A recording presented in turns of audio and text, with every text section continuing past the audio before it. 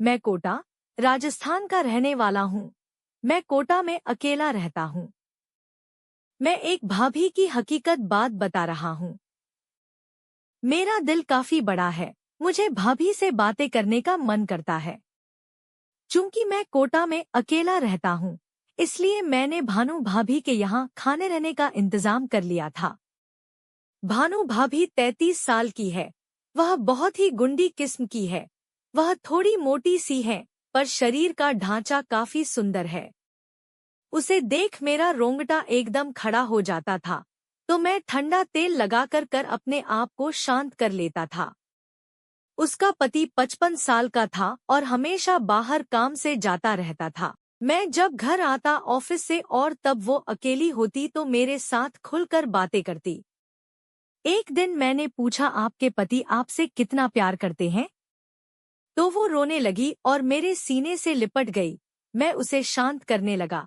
मेरा हाथ उसके कमर पर चला गया। वो कुछ बोली नहीं। मेरी हिम्मत बढ़ गई। उस दिन मेरे दिल के अरमान पूरे होते लगे। मैं धीरे धीरे से हाथ हटा लिया।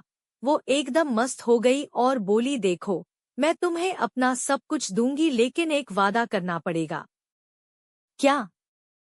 जब तक यहाँ रहोगे, तब तक कम से कम दिन एक बार मुझसे मिलना पड़ेगा। मैंने हामी भर दी। फिर उसने मेरे टांगों पे हाथ रख दिया और ऐसा कर मेरे दिल के अरमान को आजाद कर दिया। मैं उसके गर्दन छूने लगा। वो एकदम गर्म हो गई और बोली, यार, आज अभी पहले हम बहुत सारी चीजें जानेंगे और फिर उसके बाद कुछ करेंगे। हम दोनों पूरे चंगे होकर बेड पर बैठ गए। उसने अपनी टांगे फैलाकर लेटकर आराम करने लगी। मैं भी बगल में बैठ गया। फिर मैं धीरे धीरे हाथों से धक्के मारने लगा। तब भाभी ने एक आह सी भरी और बोली, आ, तुम्हारे ऐसा करने से मेरे शरीर का दर्द कम हो रहा है। क्या शांति मिल रही है? यह अच्छा हुआ। मुझे बहुत दिन से इच्छा थी कोई खुलकर अपना समय दे और मैं अपने दिल की बातें बता सकूं। आज वो पूरी हो गई। नहीं तो मेरी इच्छा पूरी नहीं होती अगर तुम नहीं मिलते तो। अब मैं अपना हाथ धीरे धीरे उसकी पीठों पे फेरने लगा। उसने पहले कभी ऐसा एहसास कभी नहीं किया था। शायद उसके पति रात को समय नहीं देते होगा। उसे कुछ तकलीफ हो रही थी। मुझे भी उसकी तकलीफ नहीं देखी जा रही थी। मैं मस्त होकर उनके प्यार का मजा लेने लगा। भाभी मेरे तरीके से मस्त होकर बड़बड़ा रही थी, हाय मेरे राजा और ठेलो, और अपनी भाभी की इच्छाएं पूरी कर डालो। तुम्हारी भाभी छोटे मोटे से लुप्त खाकर निहाल हो रही है। हाय, लंबे और मोटे लड़कों का प्यार जताने का तरीके का मजा ही कुछ और ही होता है। बस मजा आ गया। हाँ हाँ।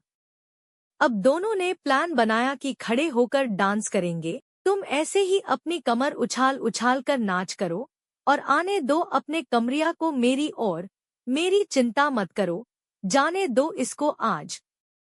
इसको भी बहुत दिनों से शौक था मोटा और लंबा लड़के का डांस देखने का।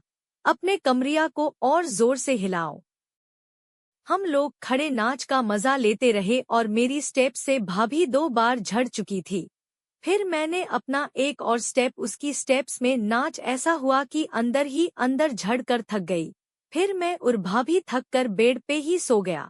कुछ देर बाद भाभी ने बेड से उठकर मुझे सहलाकर मुझे गाल पे किस दिया और अपने चली गई।